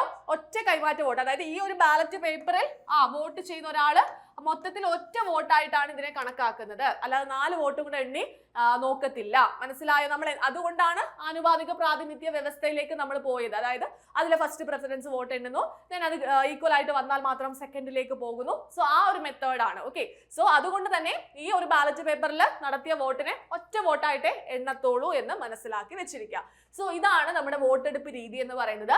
രാഷ്ട്രപതി തെരഞ്ഞെടുപ്പിലും അതുപോലെ തന്നെ ഉപരാഷ്ട്രപതി തെരഞ്ഞെടുപ്പിലും ഈ സെയിം വോട്ടിംഗ് രീതിയാണ് പ്രയോഗിക്കുന്നത് എന്നുള്ള കാര്യം കൂടി നിങ്ങൾ മനസ്സിലാക്കി വെച്ചിരിക്കുക. ഓക്കെ, അപ്പൊ ഒന്ന് പറഞ്ഞേ, വോട്ടിംഗ് രീതി രാഷ്ട്രപതി തെരഞ്ഞെടുപ്പ് ആയിക്കോട്ടെ ഉപരാഷ്ട്രപതി തെരഞ്ഞെടുപ്പ് ആയിക്കോട്ടെ, വോട്ടിംഗ് രീതി എന്ന് പറയുന്നത് ആനുപാതിക പ്രാതിനിധ്യ വ്യവസ്ഥയിലൂടെയുള്ള ഒറ്റ കൈമാറ്റ വോട്ട്. ഓക്കെ, ഒറ്റ കൈമാറ്റ വോട്ട് വഴിയുള്ള ആനുപാതിക പ്രാതിനിധ്യ വ്യവസ്ഥയാണ്. അതും രഹസ്യ ബാലറ്റ് അല്ലെങ്കിൽ രഹസ്യ വോട്ട് അല്ലെങ്കിൽ secret ballot. Proportional representation by means of single transferable vote through secret ballot എന്നാണ് നമ്മൾ ഇംഗ്ലീഷിൽ പറയുന്നത് കേട്ടോ. ഓക്കെ, അപ്പൊ ഈ ഒരു മെത്തേഡ് ഒന്ന് ജസ്റ്റ് മനസ്സിലാക്കി വെച്ചിരുന്നാൽ മതി. ഇതെല്ലാം കൂടെ ഒരുമിച്ചാണ്, ഈ ഒരു മെത്തേഡ് ഓരോന്നല്ല, ഇതെല്ലാം കൂടെ ഒരുമിച്ച് നടക്കുന്ന ഒരു മെത്തേഡാണെന്ന് ഓർത്തിരിക്കുക. ഓക്കെ, സോ ഇത്രയുമാണ് നമുക്ക് വൈസ് പ്രസിഡന്റുമായി ബന്ധപ്പെട്ട് അറിഞ്ഞു വെച്ചിരിക്കേണ്ട പ്രധാനപ്പെട്ട കാര്യങ്ങൾ എന്ന് പറയുന്നത്. അപ്പൊ ആദ്യം നമ്മുടെ മനസ്സിലേക്ക് വരേണ്ടത്, ഒരാള് വൈസ് പ്രസിഡന്റ് ആയിട്ട് തെരഞ്ഞെടുക്കാനായിട്ട് മത്സരിക്കാനായിട്ട് പോവുകയാണ്. അപ്പോൾ അയാൾക്ക് ഉണ്ടാകേണ്ട ക്വാളിഫിക്കേഷൻ എന്താണെന്ന് നമുക്ക് ആദ്യം ആലോചിക്കണം. എന്താണ്? ഇന്ത്യൻ പൗരനായിരിക്കണം, 35 വയസ്സ് പൂർത്തിയായിരിക്കണം, രാജ്യസഭ അംഗമാകുന്നതിനുള്ള യോഗ്യത ഉണ്ടായിരിക്കണം, ലാഭകരമായ പദവികൾ വഹിക്കുന്ന ആളാകരുത്. സോ ആ ഒരു കണ്ടീഷൻ ഓക്കെയാണ്. അയാൾ എന്ത് ചെയ്യുന്നു? മത്സരിക്കാനായിട്ട് പോകുന്നു. മത്സരിക്കാനായിട്ട് പോകുന്ന സമയത്ത് എന്ത് ചെയ്യുന്നു? നാമനിർദ്ദേശ പത്രിക സമർപ്പിക്കണം. ഈ നാമനിർദ്ദേശ പത്രിക സമർപ്പിക്കുമ്പോൾ അതിനകത്ത് വോട്ട് മീൻസ് അതിനകത്ത് എത്ര പേര് നാമനിർദ്ദേശം ചെയ്യണം, എത്ര പേര് പിന്താങ്ങണം എന്ന് ചോദിച്ചാൽ 2020 എന്നുള്ള നമ്പർ ഓർത്ത് വെച്ചിരിക്കുക. ഓക്കെ, അങ്ങനെ അയാളെ ഇലക്ഷനിലേക്ക് കൊണ്ടുവരികയാണ്. ഇലക്ഷനിലേക്ക് വരുമ്പോൾ ഏത് മെത്തേഡ് ത്രൂ ആണ് ആ ഒരു ഇലക്ഷൻ നടക്കുന്നതെന്ന് ചോദിച്ചാൽ നമ്മൾ പറയും ആനുപാതിക പ്രാതിനിധ്യ വ്യവസ്ഥയിലൂടെയുള്ള ഒറ്റ കൈമാറ്റ വോട്ട് വഴിയുള്ള ആ ഒരു ഇലക്ഷൻ രീതിയാണ് proportional representation by means of single transferable vote through secret ballot ആണ് നടക്കുന്നത്. ഇനി ആർക്കൊക്കെ അവിടെ വോട്ട് ചെയ്യാം എന്നതാണ് അടുത്ത ഒരു സംശയം വരുന്നത് അല്ലെ. അതാണ് ഇലക്ടറൽ കോളേജിലുള്ളവർക്കാണ്. ഇലക്ടറൽ കോളേജിൽ ആരൊക്കെ ഇൻക്ലൂഡഡ് ആണെന്ന് ചോദിച്ചാൽ ലോക്സഭയിലെയും രാജ്യസഭയിലെയും തെരഞ്ഞെടുക്കപ്പെട്ടതും നാമനിർദ്ദേശം ചെയ്യപ്പെട്ടതുമായിട്ടുള്ള എല്ലാ അംഗങ്ങളും അതിനകത്ത് അംഗങ്ങളാണ്. നിയമസഭാ അംഗങ്ങൾക്ക് വോട്ടവകാശം ഇല്ല. ഓക്കെ, അങ്ങനെ അവർ വോട്ട് ചെയ്ത് കഴിയുമ്പോഴത്തേക്കും എന്ത് ചെയ്യണം? ഒരാൾ തെരഞ്ഞെടുക്കപ്പെട്ട് കഴിയുമ്പോഴത്തേക്കും സത്യവാചകം ചൊല്ലിക്കൊടുക്കണം. സത്യവാചകം ചൊല്ലിക്കൊടുക്കുന്ന ആരാണ്? അത് രാഷ്ട്രപതിയാണ് ചൊല്ലിക്കൊടുക്കുന്നത്. ഇനി അദ്ദേഹത്തിന്റെ ഫംഗ്ഷനിലേക്ക് പോവുക. അദ്ദേഹത്തിന്റെ പ്രധാനപ്പെട്ട ഫംഗ്ഷൻ രാജ്യസഭയുടെ സമ്മേളനങ്ങൾക്ക് അധ്യക്ഷത വഹിക്കുകയും പിന്നെ പ്രസിഡന്റ് സ്ഥാനത്ത് വേക്കൻസി ഉള്ള സമയത്ത് ആക്ടിംഗ് പ്രസിഡന്റ് ആയിട്ട് പ്രവർത്തിക്കുകയുമാണ് ചെയ്യേണ്ടത്. ഇനി എത്ര നാളത്തേക്കാണ് ഇയാൾ തെരഞ്ഞെടുത്തതെന്ന് ചോദിച്ചാൽ 5 വർഷത്തേക്കാണ് തെരഞ്ഞെടുത്തത്. ഓക്കെ, ഇപ്പൊ ഓൾമോസ്റ്റ് എല്ലാ കാര്യങ്ങളും ആ ഒരു ഓർഡറിൽ കിട്ടിയപ്പോൾ നിങ്ങൾക്ക് ക്ലിയർ ആയെന്ന് കരുതുന്നു കേട്ടോ. ഓക്കെ ആണോ? ശരി, അപ്പൊ നമ്മൾ എല്ലാ പോയിന്റ്സിലൂടെയും ഇപ്പോൾ കടന്നു പോയിട്ടുണ്ട്. ഒരു ആർട്ടിക്കിൾ കൂടി ഓർത്ത് വെച്ചിരിക്കുക, ആർട്ടിക്കിൾ 63 കേട്ടോ. ഓക്കെ, അങ്ങനെയെങ്കിൽ നമുക്ക് ചോദ്യങ്ങളിലേക്ക് കടന്നാലോ. നമുക്ക് ആദ്യത്തെ ചോദ്യം ശരിയായ പ്രസ്താവന ഏതെന്നായിരുന്നു ഒന്ന് കണ്ടുപിടിച്ചേ. ഉപരാഷ്ട്രപതിയെ 5 വർഷത്തേക്കാണ് തെരഞ്ഞെടുക്കുന്നത്. ഇനി നിങ്ങൾ കൃത്യമായിട്ട് ആൻസർ ചെയ്യുമെന്ന് എനിക്കറിയാം. എന്താണ് ഇത്? ശരിയായിട്ടുള്ള സ്റ്റേറ്റ്മെന്റ് ആണ്. ഉപരാഷ്ട്രപതിയെ 5 വർഷത്തേക്കാണ് തെരഞ്ഞെടുക്കുന്നത്. ഇനി 2, ഉപരാഷ്ട്രപതി രാജ്യസഭയുടെ അധ്യക്ഷനാണ്. അതും നമുക്കറിയാം, അതും ശരിയാണ്. ഓക്കെ, ഇനി പ്രസിഡന്റിനെ തെരഞ്ഞെടുക്കുന്നത് പോലെയാണ് ഉപരാഷ്ട്രപതിയെ തെരഞ്ഞെടുക്കുന്നത്. ഇവിടെ ചോദിച്ചത് ആ മെത്തേഡാണ്. ആനുപാതിക പ്രാതിനിധ്യ വ്യവസ്ഥയിലൂടെയാണ് ഇയാളെ തെരഞ്ഞെടുക്കുന്നത്. സോ ഇവിടെ ആൻസർ ആയിട്ട് എന്താണ് PSC കൊടുത്തിരുന്നത്? ഓപ്ഷൻ സി ആണ്. All of the above. ഈ 3 സ്റ്റേറ്റ്മെന്റും എന്താണ്? ശരിയാണെന്ന് കിട്ടി ഇല്ലേ? ഇനിതാ അടുത്ത ചോദ്യം നോക്കിക്കേ. നിങ്ങൾക്ക് ആൻസർ ചെയ്യാൻ പറ്റുന്നുണ്ടോ നോക്കിക്കേ. ഡാഷ് സ്ഥാനത്തേക്കുള്ള തെരഞ്ഞെടുപ്പിന് താഴെ പറയുന്ന യോഗ്യതകൾ ആവശ്യമാണെന്ന് പറയുന്നു. ഇന്ത്യൻ പൗരനായിരിക്കണം, 35 വയസ്സ് പൂർത്തിയായിരിക്കണം, ലാഭകരമായ ഒരു പദവിയും വഹിക്കരുത്, രാജ്യസഭ അംഗമായി തെരഞ്ഞെടുക്കാനുള്ള യോഗ്യത ഉണ്ടായിരിക്കണം. രാഷ്ട്രപതി, പ്രധാനമന്ത്രി, ഗവർണർ, ഉപരാഷ്ട്രപതി. ഏതാണ് ആൻസർ ആയിട്ട് വരുന്നത്? ഓപ്ഷൻ ഡി, ഉപരാഷ്ട്രപതിയാണ് ആൻസർ ആയിട്ട് വരുന്നത്. Okay, next question. ഇന്ത്യൻ ഉപരാഷ്ട്രപതിയുമായി ബന്ധപ്പെട്ട ശരിയായ പ്രസ്താവനയാണ് ചോദ്യം. ശരിയായത്. ഓക്കെ, 3 സ്റ്റേറ്റ്മെന്റ് ഉണ്ട്. ഉപരാഷ്ട്രപതിയെ 6 വർഷത്തേക്കാണ് തിരഞ്ഞെടുക്കുന്നത്. ഇലക്ടറൽ കോളേജ് ആണ് ഉപരാഷ്ട്രപതിയെ തിരഞ്ഞെടുക്കുന്നത്. സംസ്ഥാന നിയമസഭകളിലെ അംഗങ്ങൾ ഇലക്ടറൽ കോളേജിൽ അംഗങ്ങളല്ല. ഒന്ന് പറഞ്ഞേ, ഉപരാഷ്ട്രപതിയെ 6 വർഷത്തേക്ക് തെരഞ്ഞെടുക്കുന്നു എന്ന് പറയുന്നത് തെറ്റാണ്. ഇലക്ടറൽ കോളേജ് ആണ് ഉപരാഷ്ട്രപതിയെ തെരഞ്ഞെടുക്കുന്നത് എന്ന് പറഞ്ഞാൽ അത് ശരിയാണ്. സംസ്ഥാന നിയമസഭകളിലെ അംഗങ്ങൾ ഇലക്ടറൽ കോളേജിലെ അംഗങ്ങൾ അല്ലെന്ന് പറഞ്ഞാൽ അതും ശരിയാണ്. ഓക്കെ, അപ്പൊ എന്താ ആൻസർ വരുന്നത്? ഓപ്ഷൻ ബി അല്ലെ, 2 and 3 ആണ് ആൻസർ ആയിട്ട് വരുന്നത്. ഓക്കെ, ഇപ്പം ഒരു കോൺഫിഡൻസ് ഒക്കെ തോന്നുന്നില്ലേ? ഇപ്പോൾ ഈ ഒരു ടോപ്പിക്കിൽ നിന്ന് എങ്ങനെ ക്വസ്റ്റ്യൻസ് ചോദിച്ചാലും നിങ്ങൾ ആൻസർ ചെയ്യുമെന്നാണ് എൻ്റെ ഒരു പ്രതീക്ഷ കേട്ടോ. ഓക്കെ, അപ്പോ ഇതേപോലെ ഈ ടോപ്പിക്കുകളൊക്കെ വളരെ ചെറിയ ചെറിയ കാര്യങ്ങളെ കാണത്തുള്ളൂ. നിങ്ങളൊന്ന് മനസ്സ് വെച്ചാൽ നിങ്ങൾക്ക് പഠിച്ചെടുക്കാൻ പറ്റുന്ന സിമ്പിൾ കാര്യങ്ങളാണ് എല്ലാ ടോപ്പിക്കിലും വരുന്നത്. സോ അതിനുവേണ്ടി നിങ്ങൾ മനസ്സ് വെക്കണം. ഓക്കെ, വെറുതെ ഇങ്ങനെ കേട്ടിരുന്നെന്നും പറഞ്ഞ് ഒന്നും തലയിലേക്ക് കയറത്തില്ല. അത് നിങ്ങൾ മനസ്സിലാക്കി അത്രത്തോളം ഡെഡിക്കേറ്റഡ് ആയിട്ടിരുന്ന് പഠിക്കാനായിട്ട് ശ്രമിക്കുക കേട്ടോ. അപ്പൊ മിഷൻ യൂണിക്കോം സീരീസിനെ പറ്റിയിട്ടുള്ള നിങ്ങളുടെ അഭിപ്രായം കൂടി ഒന്ന് കമന്റ് ചെയ്യാം. നമുക്ക് അടുത്തടുത്ത വീഡിയോസ് ചെയ്യാൻ നിങ്ങളുടെ ഈ ഒരു കമന്റ്സ് ആണ് നമുക്ക് ഏറ്റവും കൂടുതൽ പ്രചോദനം, മീൻസ് ഒരു എനർജി ഒക്കെ തരുന്നത് കേട്ടോ. അതുകൊണ്ട് തീർച്ചയായിട്ടും ക്ലാസ്സിനെ പറ്റിയിട്ടുള്ള നിങ്ങളുടെ അഭിപ്രായം നിങ്ങൾ രേഖപ്പെടുത്തുമെന്നാണ് എൻ്റെ വിശ്വാസം. തുടർന്നും മിഷൻ യൂണിക്കോമിലൂടെ നമുക്ക് മാക്സിമം ടോപ്പിക്കുകൾ കവർ ചെയ്ത് ഞാൻ നിങ്ങൾക്ക് തരാനായിട്ട് ശ്രമിക്കാം. അപ്പോൾ എല്ലാവർക്കും ആശംസകൾ. താങ്ക്